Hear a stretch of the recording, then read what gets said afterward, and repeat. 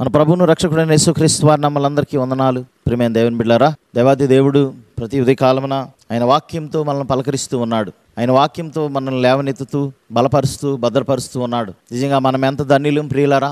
అలనాడు అబ్రహాము కానీ అనేక మంది భక్తులకి దేవుని ప్రత్యక్షతలు, దేవుని వాక్యము కొన్ని సంవత్సరాల తర్వాత అనుగ్రహించబడేది. నేటి దినాల్లో ప్రతి క్షణమందు ప్రతి సమయమందు దేవుడు మనకు తోడుగా ఉంటూ ఆయన బిడ్డల్ని ఏర్పాటు చేసి, ఆయన దాసుల్ని, ఆయన సేవకుల్ని ఏర్పాటు చేసి మనకి ఆయన మనసును, ఆయన ఉద్దేశాన్ని, ఆయన ప్రేమను, ఆయన దయను, ఆయన కనికరాన్ని మనకి తెలియజేస్తూ ఉన్నాడు.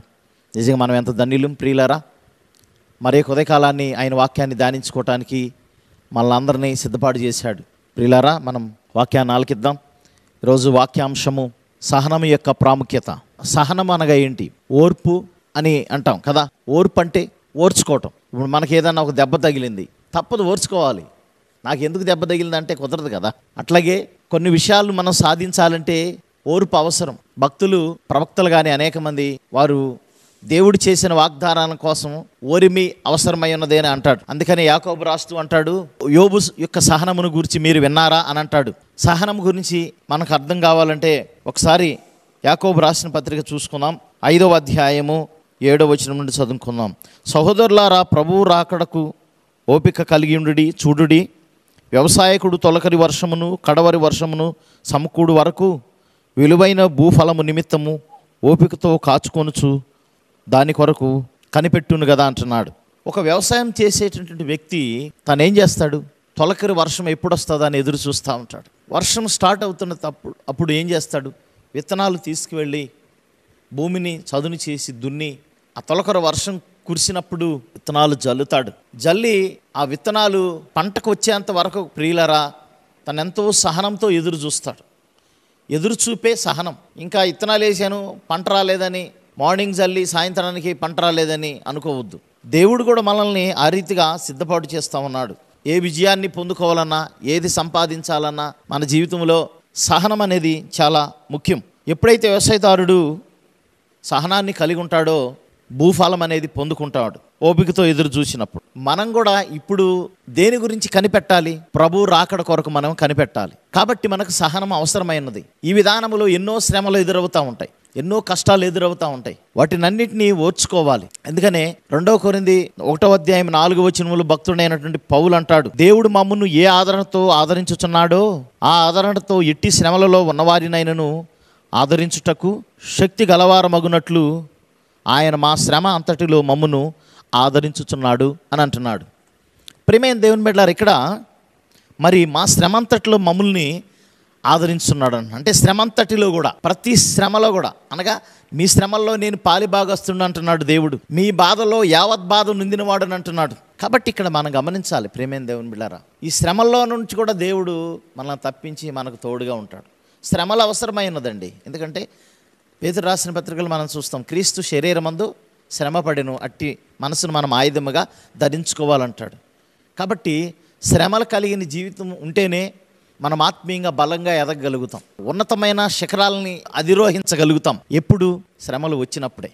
కాబట్టి ప్రియమైన దేవుని బిడ్డలారా, మరి ఆ శ్రమలో మరి భరించాలంటే మనకేం కావాలి? సహనం కావాలి. ప్రియమైన దేవుని బిడ్డలారా, మనం గమనిద్దాం.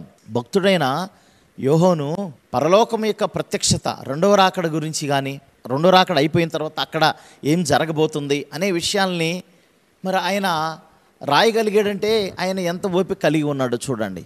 ఆయన్ని శ్రమ పెట్టారు, హింసల పాలు చేశారు, తీసుకువెళ్ళి ఒక సలసల కాగేటువంటి నూనెలో ఆ బాండీలో తీసుకెళ్ళి ఆయన పడేశారు, చనిపోలేదు. తీసుకువెళ్ళి పద్మాస్ దీపంలో పడేశారు. అక్కడ మరి ఎవరు లేరు. అక్కడ అనేక క్రూరమృగాలు ఉండొచ్చు, విష సర్పాలు ఉండొచ్చు, హాని చేయొచ్చు, కానీ అవేమీ ఆయనకి కనిపించలేదు.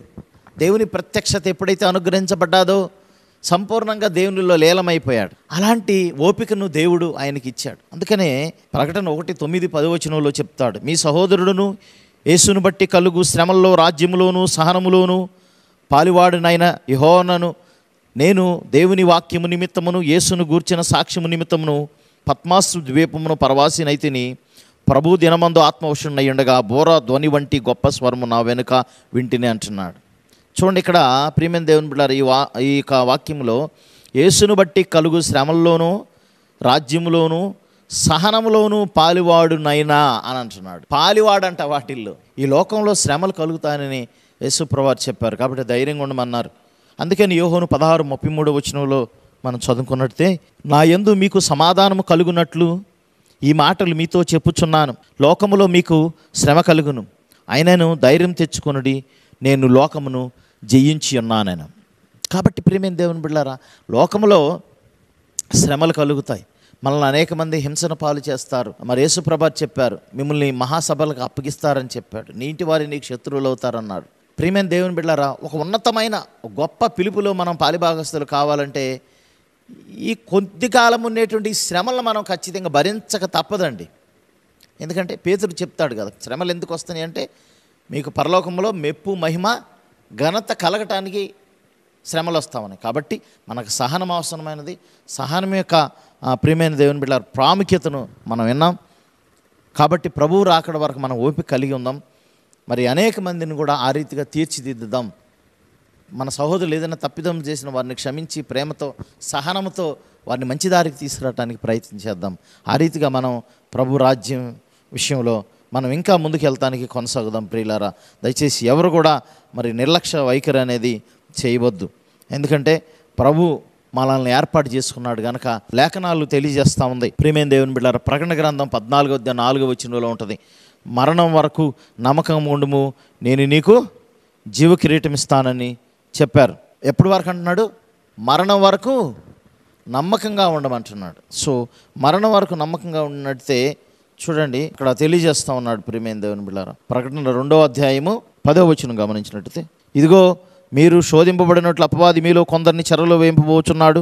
10 దినములు శ్రమ కలుగును, మరణం వరకు నమ్మకంగా ఉండుము, నేను నీకు జీవ కిరీటం ఇచ్చేదనని మరి 2:10 తెలియజేస్తూ ఉన్నాడు. ప్రియమైన దేవుని బిడ్డలారా, కాబట్టి మనం మరణం వరకు నమ్మకంగా ఉందాం. ప్రభు యొక్క కృప ద్వారా సహనము కలిగి ఉందాం. దేవుడు అట్టి సహనాన్ని, అట్టి ఓర్పును మనకందరికీ దయచేయనుగాక. ఆమెను ప్రార్థన చేసుకుందాం. మమ్మల్ని మిక్కిలిగా ప్రేమించిన ప్రియ పరలోకపు తండ్రి, అంతవరకు సహించిన వాడు రక్షించబడినని మత్తయి సువార్తలో తెలియజేయబడుతుంది. ప్రభా, ఇదిగో అంత్యదినములు ఇవి, అపాయకరమైన కాలములు వచ్చునని భక్తుడు తెలియజేస్తూ ఉన్నాడు. ఆ రీతిగా ఆయన అక్రమ విస్తరించే అనేకుల్లో ప్రేమ చల్లారిపోతూ ఉన్నదని అంటున్నాడు. కాబట్టి ఈరోజు ప్రత్యేకంగా సహనం గురించి మేము ప్రభా విన్నాము. ఆ సహనములో శ్రమలు అనేవి వస్తాయి. మమ్మల్ని ద్వేషిస్తారు అనేక మంది, మమ్మల్ని ప్రభ హింసల పాలు చేస్తారు. అయినప్పటికీ మాకు సహనం అవసరమై ఉన్నది ప్రభు. అట్టి సహనాన్ని మాకును మా ప్రియులకు దయచేయండి, సహాయం చేయండి. మీ రాజ్యము వచ్చేంత వరకు కూడా మీ కృపా కనికరం మా మీద, మా ప్రియుల మీద ఉంచి దీవించమని యేసు పరిశుద్ధ నామమున అడిగి వేడుకుని ప్రార్థన చేస్తున్నాం తండ్రి. ఆమేన్. మన తండ్రి అయిన దేవుని ప్రేమ, ప్రభువైన యేసు క్రీస్తు వారి కృప, పరిశుద్ధాత్మ సహవాసం చేరుమానుకును సకల పరిశుద్ధులకును ఎల్లప్పుడూ తోడే నడిపించును గాక. ఆమేన్. అందరికీ వందనాలు. ప్రియమైన దేవుని బిడ్డలారా, మరే కొద్ది కాలాన్ని కలుసుకుందాం మనందరం. దేవుడు మీ అందరం దీవించి ఆశించి బలపరచును గాక. God bless you all.